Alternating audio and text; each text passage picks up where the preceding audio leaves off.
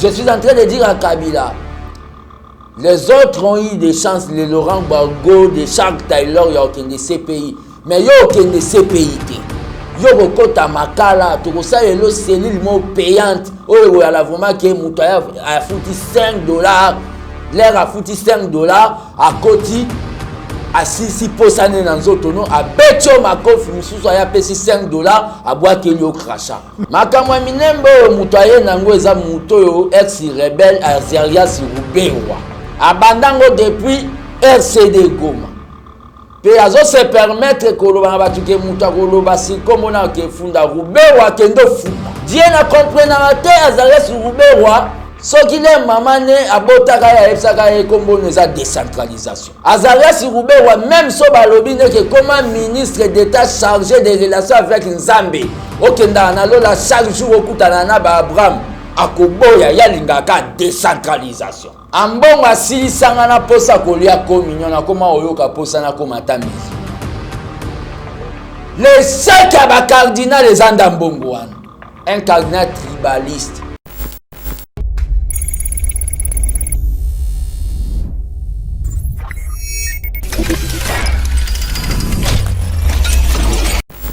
Bote balanja Yeba TV télévision boza ebele ya kolanda biso partout bisika nyonso zo mibino. Merci na confiance bozo sala Yeba TV. Tokutani susu lelo na émission na bino ya éco-politique, émission lelo to yambeli bino Fils Mukoko. Fils Mukoko webike mikolo belé to yambaki ete na kat na Yeba TV.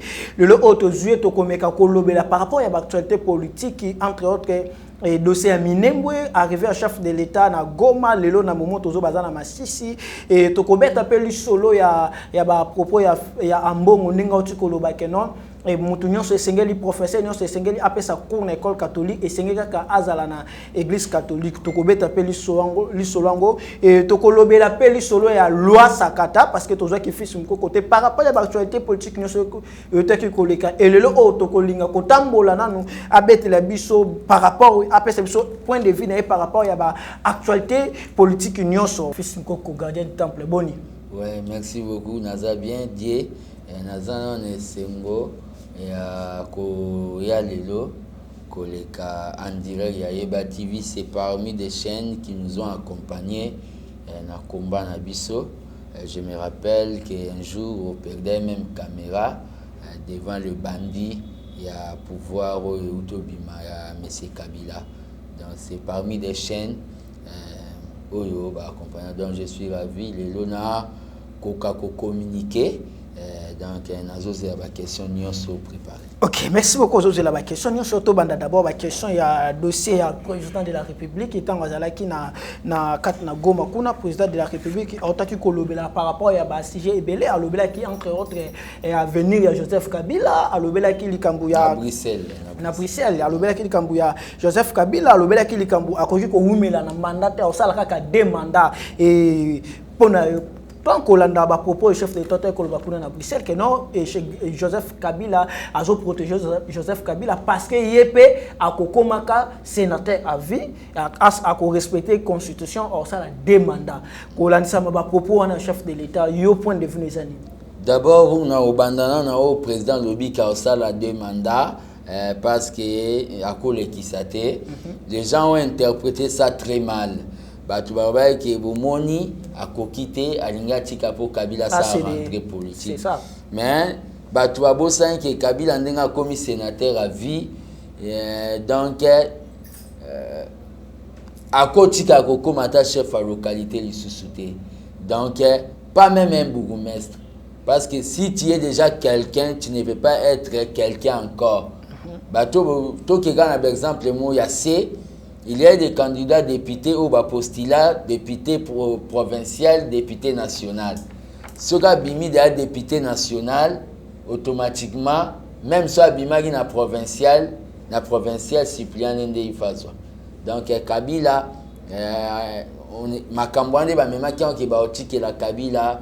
Tant que ça bon mais tout le monde a FCC toujours na ba propos na bango langage na bango ça toujours que bazo travailler na conséquence pour que Joseph Kabila azonga na pouvoir bango peut baza ko se préparer pour que ya zonga. Ce sont des revers oyo Kabila ruti ko pesa ba un message l'air akegola te lambawana il y a sénateur à vie. Donc, déjà, il y a un sénateur à vie.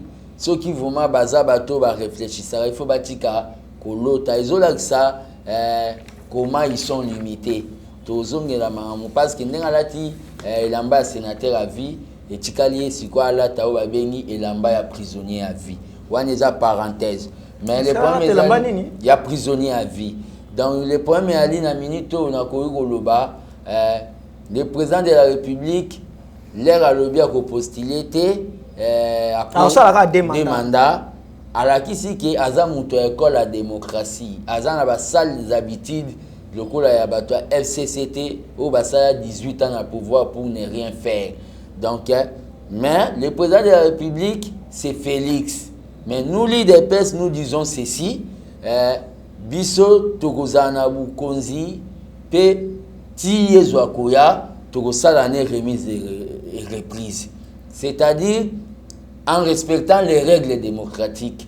Naminito, Fati, c'est une personne, Azayu DPST, Batbabi Kombomoni, Baniba Vanda Bukonzi Namakasi, Fati, Azayu DPST, alors ça la demande après Fati n'a pas na okota na congrès na osenga appui à ba combattant IDPS na ozala soki ba ozana secrétaire général té ozana no tout combattant dans un congrès ozali bato bazana boso na yo bakoki ko bakozala le lot ozomona que non Jean-Marc Kabundi na président ne me citez pas les noms, nous avons tous été nommés na obabengi décision 007 ngolo bani au Tshisekedi dans nos marabiso avec mission, il y a aussi unité à partir pour conquérir pouvoir et pour conserver.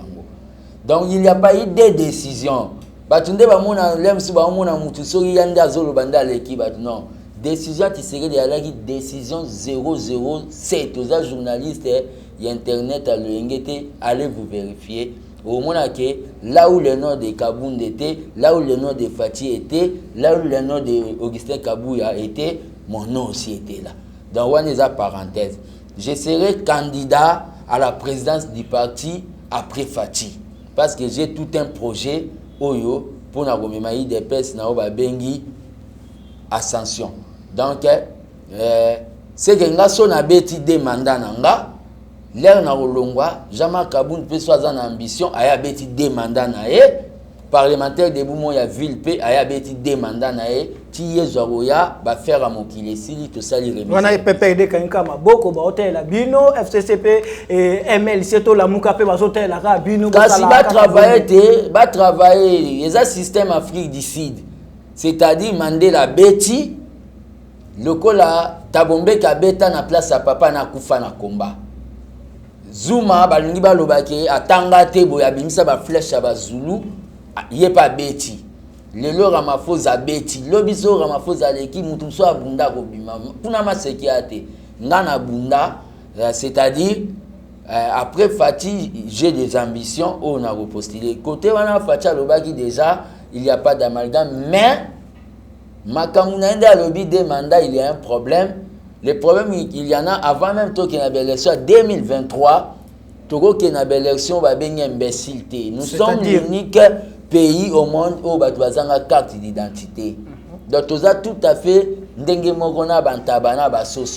c'est-à-dire, bisoto banda, cette fois-ci, il faut que vous Fati à cause de la masse en Belgique, va voter, les Somaliens vont voter, les Bangolais vont voter.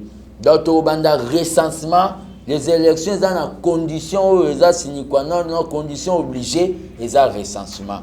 Recensement na to bandango na 2022 na mois de juin, c'est-à-dire pour tout ça lango porte par porte. Pour tout koye pa na bino je yoza na yeba TV photo ya lobby. Donc ko zo biso temps to bandango na mois de juin 2022 to kenango ti 2030 na 2030 wana bozo tambola ka ke longo na FCC. C'est ça question nga ko poser zela nga ko poser ba IDPS question wana tambolo ba ke no to kene na recensement to ça l'élection ti na 2030 cela veut dire que non FCC gouvernement oyo nde bozaka ensemble boko kene na bango peti na 2030. Bon, le problème qu'il y a c'est quoi la coalition peut s'arrêter à tout moment. Tokolo ba peke togomi coalition maintenant le quoi bino bwana majorité bo sala bino mo total arabino so yibika to kangio. C'est ce que moi j'avais proposé. Moi, je ne voulais pas de la coalition. On a bien un mariage à Angeluna Démon. Aujourd'hui, par résultat, on a raison. Mais le président lui-même a dit que je suis dans la coalition, je ne peux pas mourir dans la coalition. Puis en Belgique, a dit que Nzeto Vandeli va katarangote pour Ogoya Okita en enfer. C'est-à-dire, coalition sur Koufi pour Nabangwe Sili. Le premier mes alliés, l'élection, surtout ça, le recensement bien en 2030, si tu as violé la Constitution, tu as vendu un article 70 que le président de la République reste au pouvoir jusqu'à l'élection du nouveau président. Donc, bisote mutoya nango to monaka ba pano biso so to bi Kabila dégage bango ba laxi biso tala kuna ba komini biso pe na minute ka na constitution na Bible ya Congo donc lengo ngana ebeta tala kuna ba lobini donc na minute o nazolo bano le président de la République ndenga lobi wana. Mais je ne suis pas tout à fait d'accord na président de la République. Nanine. Ouais, ngai naza combattant oyo. Au moins soki tolingi fatigue, il faut pas que tous abatadja les loto bata béton. Il faut critiquer les chefs pour aller quand même que il n'a pas droit à l'erreur. Ko critiquer na yo ngwana même la ko ba problème ko critiquer na yo ngwana ti lolo ko taka na kati na permanence te ko critiquer na yo ngwana ba be ba komia ko benga yo rebelle côté na ba konja parti c'est ça oyo. Non ba côté ba konja parti ngamona mokonzi. Critique Nangaï, l'État m'a donné raison. Moi, je suis ce que les gens commencent à m'appeler maintenant Tshisekedi dans le Nouveau Testament. Tshisekedi dit, Mouto Azawa Moutaï de Pes, Tshisekedi a ça le bas phrase, il faut laisser le temps au temps. Quand je critique les choses, vous comprenez, tout le monde est tinazo le bamakamo, mais c'est normal. Sans bailler TV communication, on a besoin de Pes zéro. Mais nous sommes au pouvoir qui a 2 ans. Est-ce qu'il y a des choses que... quand vous... il faut que échanger à limiter tout ça comme tout refait pour tout gangango. C'est inadmissible. Vous comprenez? C'est inadmissible. Tout le monde a a 2 ans, tu n'as pas même une chaîne de télévision. Une chaîne appropriée de télévision. Mais déjà permanent. Laissez-moi ces histoires de propagande. Basali déjà marqué. Laissez-moi. Là, ça, moi je parle d'autre chose. La communication d'abord. La politique marche avec la communication. Vous comprenez? Je ne suis pas tout à fait d'accord. J'ai le droit d'avoir opinion contraire d'un président de la République, malgré qu'il est mon chef. Parce que le président de la République a déclaré qu'il va protéger Kabila. Il va protéger Kabila pour parce qu'il n'y a pas commencé. Mais le cas de Kabila n'est pas son cas. Kabila, c'est un malfaiteur, c'est un criminel économique. Je commence par voir Nabanana économie. Il a tué l'Amiba. Il a tué l'Amiba en donnant l'Amiba na Moutounengo Ikasanji pour abattre la moitié de l'Amiba. Il a tué la Gécamine pour créer des sociétés souterraines. Il a tué l'économie du Congo. Kabila, sur le plan politique, il a amené l'Ibiso au guerre de minéraux dans l'Est. L'élection de Zolobata, à côté de l'élection, il n'y a pas à Sali Keto, le loto comme Kabila n'a pas. Kabila a tikala kosa l'élection na volonté n'a été. Il avait senti degré au toilette déterminé que à Kokari ko risqué à se retrouver en exil. Peu exil les a pas si batune ba comme ba fazer ndé ba to DSP Mobutu ba comme partout en Afrique. Il a réfléchi parce qu'on lui promettait que à Kokima à Robosa na le colonel à droite na moi année ya mobali ya polio à Matara na tapis rouge. Bagarre de corps à Zoyokate.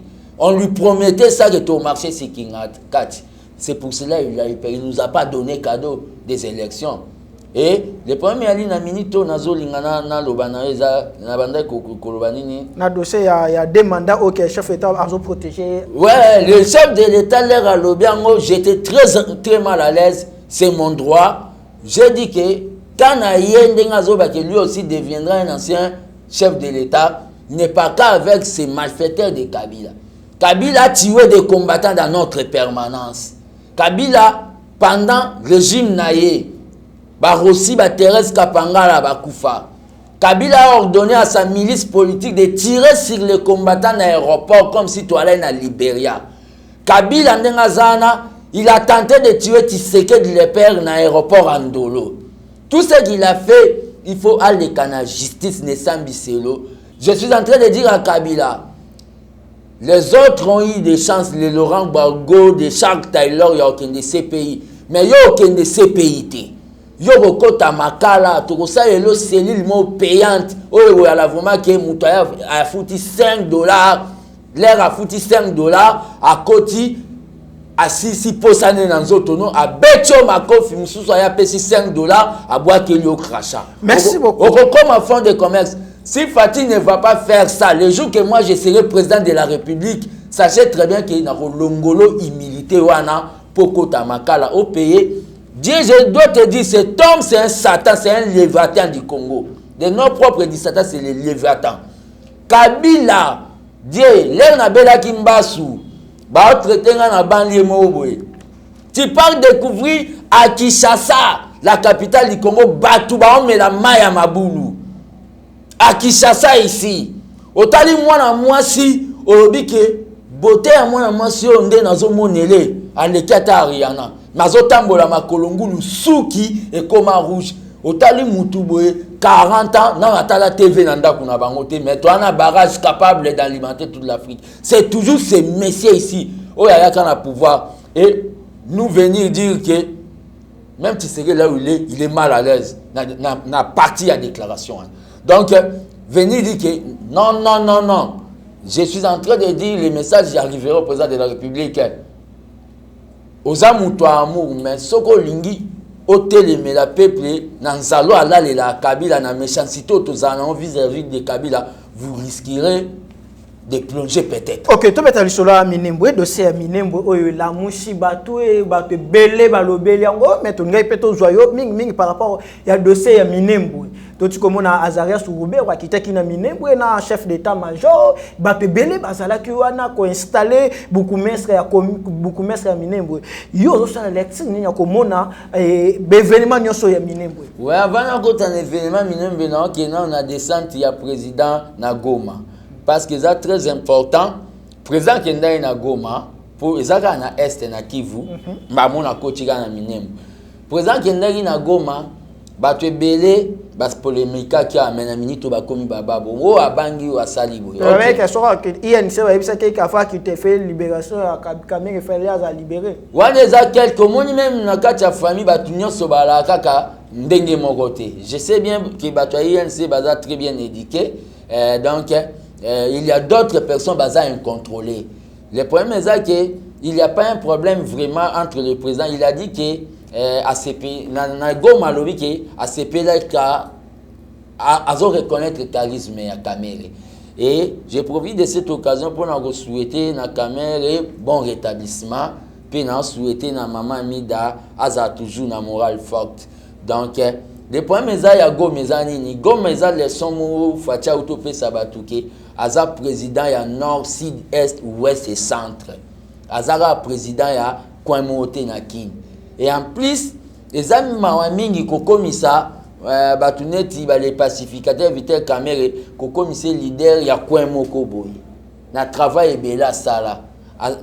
Wana bolinga bo memeneti na basera ba 1960 o ba chombe bala ba leader a Katanga ba bolikango ya Équateur, ba Kasavu ya ba kota Congo central. Donc, Babylone, on a 1960, le premier président Kendaki, mais président Kendaki Goma, Atikaki maman Denise. Tout n'a pas pour nous. Atikaki maman Denise, pour soi, maman Denise, Badwalinga Balobaki, maman Denise a salarié propagande à Bengaï Bandekone na Kiswahili. AFCT Kende Makamba journaliste. Il y a un des présidents Kendaki Kuna. Sa maman. Pour qu'il n'ait pas à promettre que dans 2 semaines, l'armée n'a pas besoin de militions. Et même Sylvain Moutombo annonce qui déjà que dans 6 mois, qui mieux au côté de l'Est, guerre aussi dans l'Est. Le premier ali donc le président lobby que Batutu besoin Est COP Kalate ba Kenali fait. que mabele wana ya est oyo koma arroser na makila et koma arroser na pays.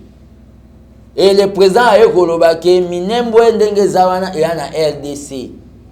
Bao tu bao loba ezando to ababa. Ah, tu peux kosenga baba soir ba dossier ngo ya minembwe wa. Ouais, auti kosenga mais nazo kota na mama minembwe mpona décortiquer on ba tu balanda. C'est ça.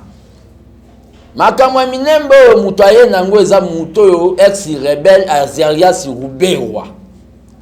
Abandango depuis RCD Goma. Pe azo se permettre koloba na batu ke mutu akoloba si komona ke funda Ruberwa kendo funda.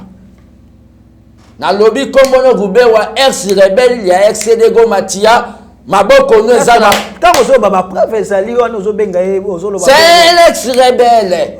État de droit kendo funda. C'est un rebelle. Ruberwa comme il est là, Ruberwa abanda makamwa minembo banda na RCD.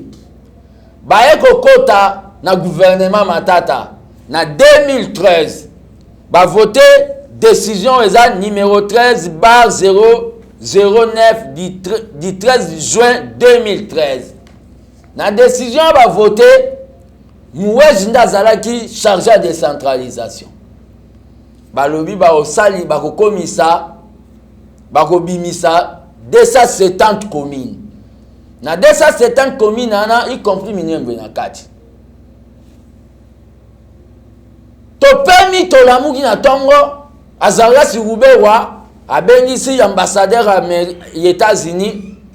Na yo ambassadeur atos kutana na président nazo yebiso Congo eza état souverain. Ke batoko kalo na boulevard. Ambassadeur wa. Vous menacez son ambassadeur. Avant atekuna akoko vanda kuna se pa loba e kopa koltani bandi.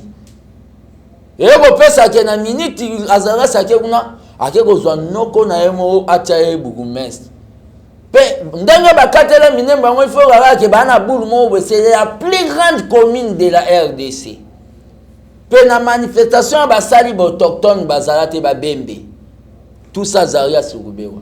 Dieu na comprendre te Azarias Ruberwa so ki le mamane abotaka ya epsaka e kombo neza décentralisation. Azarias Ruberwa même so balobi ne que comme ministre d'état chargé des relations avec Nzambe. Okenda na lola chaque jour okutana na ba Abraham akoboya yalingaka décentralisation. Peut-être parce qu'il y a une expérience place wana quand même. Expérience nini? Pour azana ba boule c'est parmi obabengi ba joueur à Kagame na mboko. Ruberwa. Même président Lobi va suspendre Rango. Mais tant que gardien du temple de la démocratie, mobilisateur au Tshisekedi le père à Tika. Car la tête aux autres lancé marche moko balobi ke Congo ko Tika la ndenge nzamba tocha on a lingala die. Eza marche citoyenne. Et qui peut être mutu ala mukato nini. Les autres qui peut être mutu aide pesto nini. Marche citoyenne ezali ke Congo ko zala. Congo ko Tika la ndenge nzamba sala ngo Jésus Minembwe. Mais na kati ya marche wana to senga démission na yo. Président il faut déconnecter on denga déconnecter qui ministre de la justice. Est-ce que c'est facile Quand nous sortirons, nous prendrons des histoires, nous contrôlerons tout. Pendant yomoko Kabila va sacrifier ta tête. Azarias Ruberwa, rappelez-toi de Bizimankara à l'époque de l'FDN et de Horace Bougera. Ba lata ba jeep na ba kabelo ba camoufler pour ba kima muzea na Congo. Et ça yo dernière carte ya Kagame. Dieu na zongo ba moi makambo yo na ba pesa kanda. La marche là aura bel et bien lieu. Yo Azarias Ruberwa, tu dois démissionner de ce gouvernement traître. Le premier ali na zongo bisao nini je. Makambo zo mona na est. Omona mutumo avanda zolo ba ke Félix Tshisekedi collabo. Eza guerre ba bengi guerre des minéraux. Nazo lingana yebisa batu lelo pona sa mikolebele na banda lobate. Mais na loba na bat. Guerre des minéraux Congo c'est la plus belle femme d'Afrique dont tous les hommes se précipitent se bagarrent. Moi ça kitoko mibali ba wela pe ba bundela. Azana ba bengi coltan. Coltan na ba sala ngo ba téléphone Android ba pile ba ordinateur. Congo aza na phosphate ekendaka na bilanga. Lelo bamoni yo balobi ke na Mali coltan ezata l'état Mali ekomi. Die mindele so bamoni ke coltan ebimi na Yeba TV awa. Okomona ba groupe armé ko bima na kati ya Yeba TV awa. Ok za chaîne ya TV. Eko pesa nini? Mindele sikoyo tobosani te. Bakomaka na table pas généralement belge. Après l'indépendance égale pendant l'indépendance. L'air bakei babi toko zonga sune mindele te. Balobi photo la ta poswa mundu. Poswa mundu aneza ba poswa bakagame o. Bakagame wana yo zo mone mutu mundu na kati ne mindele baza. Apparemment le rose a un problème na Kabila, vous avez un problème na Kagame apparemment. C'est ça. Na kati c'est un coopérant. Baye bise ke cop eza na Congo eza coltan ambriaka sécurité ya Congo. Ye pa ye azui ba Congo si ba cop eza. Yango no moni ba groupe armé belé na est. Pe na kati wana so preuve eza ke Kagame ndeza o commanditaire ya ba métiers internationaux wana. Okoya kokuta lelo Rwanda koma ko sala ba téléphone Android. Bala sabiso place Rwanda eza na ba gisement ya coltan. Commission à 10% ya makila na biso yo comme le l'océan na est. Toujours Kagame wana. Kagame wana azo sala ba général.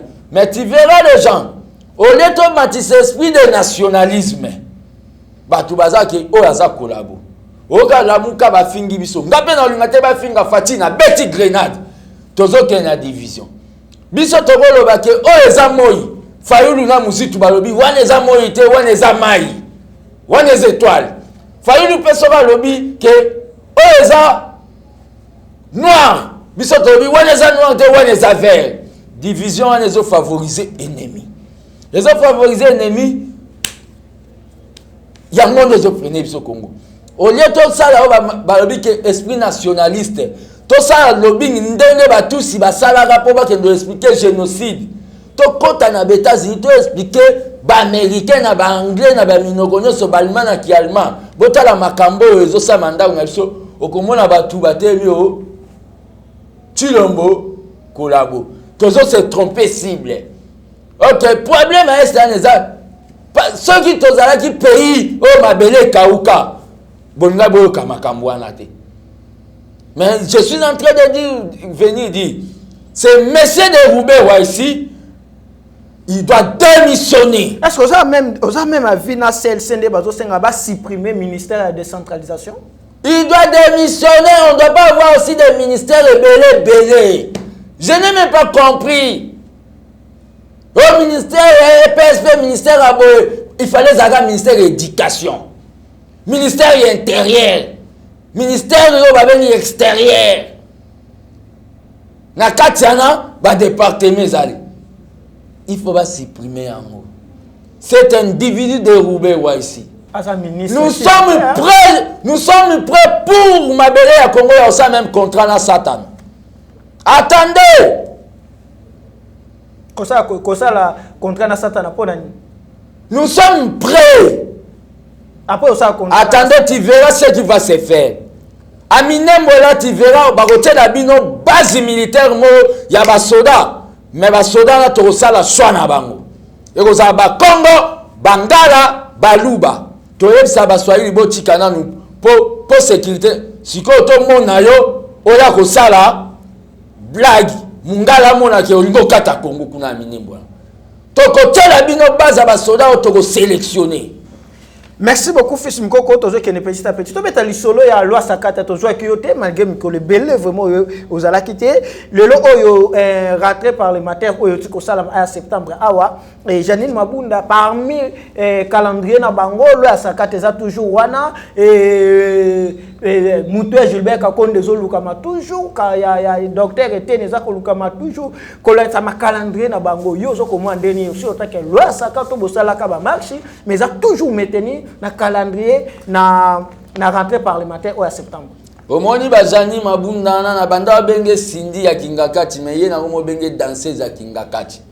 Omoni danseuse babini sake pa pamba kende na gauche zonga na droite. Janine Mabunda. Aleka na chaîne mo ya radio azolo ba. makambo oloba na comprenant te place na goloba science sans conscience n'est que ruine de l'âme. Place oya goloba ke tozo menacer to manquer bino respect jusqu'à la moelle épinière bino ba jani ma. Ah bah ya ba to funda déjà moi quand sur les parlementaires de moi ko ba to funda tango zoloba pe. Bozo manquer déjà à sa présidente Akende. Là bandi makambo session na yo wana. Alobaki eza budgétaire. Lela comme bimis. Mais azalaka na dossier mo boya honorable Lutundu la kuna ya réforme aseni. Azwango avandela on na sa jipona. Na sa maputane avandela dossier wana. Yango nde toloba na bino boye. Bo kansate le tolali. Biso to machine à politique. Toloba na bino boko tabozwa loi ya sakata ana. Boko tabozo ba bilobo na bino bo programme ya kindoka kingakati. Bo kansi to tika bino bo voter yango bozongi ndaku bolali pelomi na tongo bolamuki. Mais ba ça ba député ba osamsana ba ko boko mi boko tati biso pe to na majorité populaire libanda. Boko tabosala ba makambo bon me katande bo kanisa bo kende bo destituer président. Sobo zonga banda kusobo la mukalobi na tango. Yango ne nazo lingana pesa précision boyeje. Pona makamwa minembo na nazonga. Oyebi mwana mboka Fayulu nakoma ko vanda ya mo na oyeba te eloko alukaka. Oyebi ke tchazo ya koloba ke biso tolito balkaniser mboka ne loko Kabila tikaka piège. Poso ya salaki azala muta nationalité douteuse baninga balo basali yango pona bandeko na tika isiko biso bana mboka to simba touche. Mais en 2013 l'air bazwaka mibeko wana ya matata ya décentralisation ya kobimisa 270 communes. Fayulu na muzitu bala na palais du peuple. Comme ba député batikala kolobelo te. Mais lelo lokola biso tozali na bukonzi. Eza mawa mingi nazolinga na pesa batu message mobo tozali na deux équipes. Dienga na o tozana équipe moko. Totie équipe wana bi.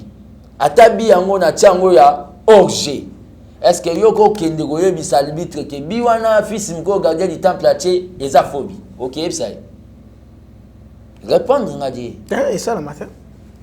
Biloko ba Fayulu na ba muzitu bazo sala.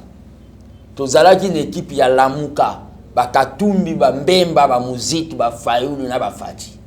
Équipe ya Kingakati Shadag na ba Nehemi. Totie bango bi.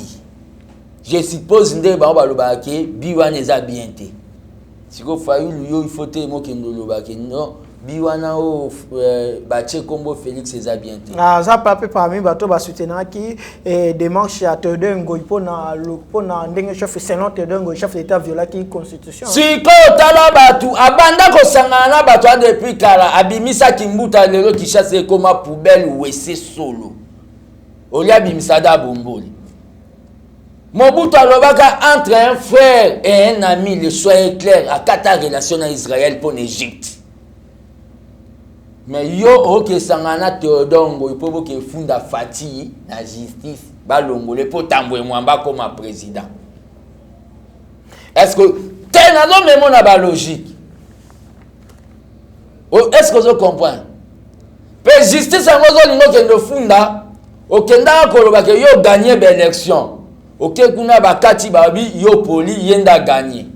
Obi que justice a corrompu. Fatia ye abani kolinga abongisa justice yango olobi non justice yana ndenga zo bongisa mabe. Siko makambu o Fayulu alingaka toyeba na biso ngote. Malembe to komi na suka fils mkoko dossier sija suka ambongo Cardinal Ambongo a lobby que non Moutounion so il fallait autant que ça na école catholique il fallait aux ala toujours au prier à l'église catholique parce que tu as vu que ma professeur mususu ba enseigner mususu ba semble la l'église catholique que ezali dire à quoi toujours wa ezali pour soutenir enseignement ou bien ko combattre les susu au moins il est réseau tout na mambo Ambongo wana o wana vumaza antichrist. Ambongo asili sangana posa kolia communion na koma oyoka posa na koma ta musulman. Les cinq cardinal les anda Ambongo wana. Un cardinal tribaliste. tomona ba école à Malula yo école no mbongo eza tomona ba monseigneur Moké ya yo mbongo eza pi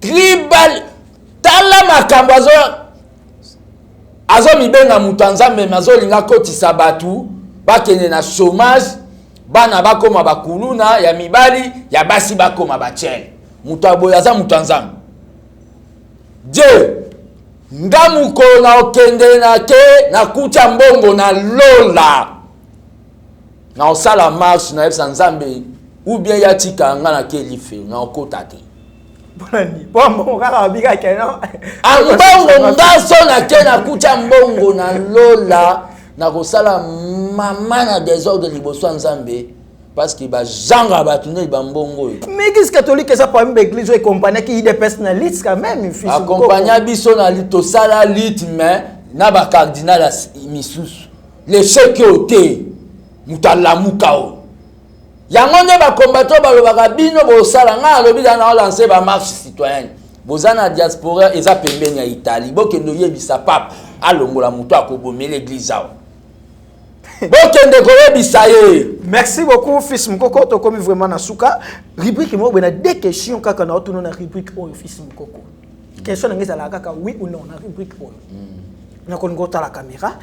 Merci beaucoup fils Mukoko ndongo dimaki invitation na licho sali batnyoso ba bosani yote fils Mukoko ta la caméra oui ou non lit oyo bat ba yebaka fils Mukoko lelo fils Mukoko aza suna identité wana te à perdre pédale.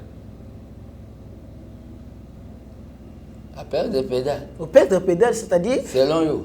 C'est ça question oui ou non selon gâté. Non. J'ai pas perdu des pédales. Je suis constant. Na idéologie na yo. Je suis na lit na yo. Je suis constant na lobali na osalate na rosalate le autre qui des empêchants na senga musalate. L'unique mutaloba ka osalate a surveiller pour. C'est l'unique était parce que muté pas senga pas osalate secrétaire général. Quoi ça la mafia. Nga loba ngo avant. Nga loba ngo avant. Batu ba yebi.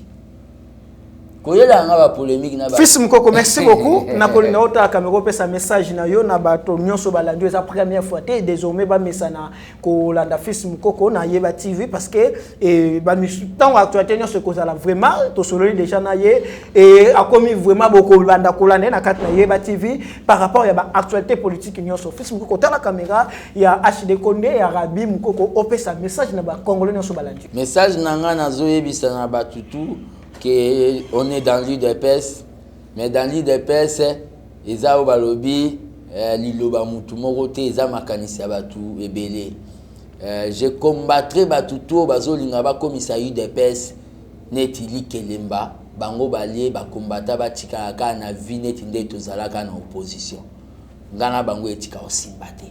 Je salue tous les combattants au bazar na niveau ya Katanga, Kasumbale, Salumbashi, Machibisha, Nabilanga. Je salue tous les combattants, je salue tous les représentants de l'IDPS au babanda ko sala sacrifice ya kotinde ya biso mbongo poto fonctionner. C'est-à-dire na saluer bango.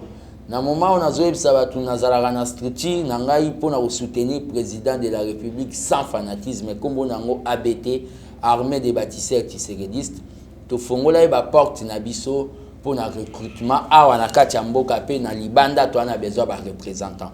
Donc numéro nanga ya contact des alliés plus de ça 43 85 084 65 55 plus 243 85 084 084 65 55 bozwanga moko gardien du temple l'élève du Sphinx. On est là nazo banda ba séance technique pour na ko lancer marche pour na il faut Roubewa azala déconnecter na gouvernement. C'est un joueur de Kagame. Merci. Merci beaucoup Rabi Mukoko Zaki na sima caméra. Merci beaucoup na Fils Mukoko na ndingo ndimaki invitation. Désormais Fils Mukoko akobanda koleka na Yeba TV to kobanda koloba. Papa actualité mingi e ko senga bisoto yamba Fils Mukoko. Merci beaucoup l'équipe technique mobimba wana tozomona na sur éclairage zo beta boye to Monica Eric Yohana Zawana na musala kitoko zo sala. Merci beaucoup na maître Joël Azas place na biso awa. Merci beaucoup na Rabi Mukoko HD Condé équipe mobimba Yeba TV botuka toujours branché pe bas côté na ba programme Yeba TV.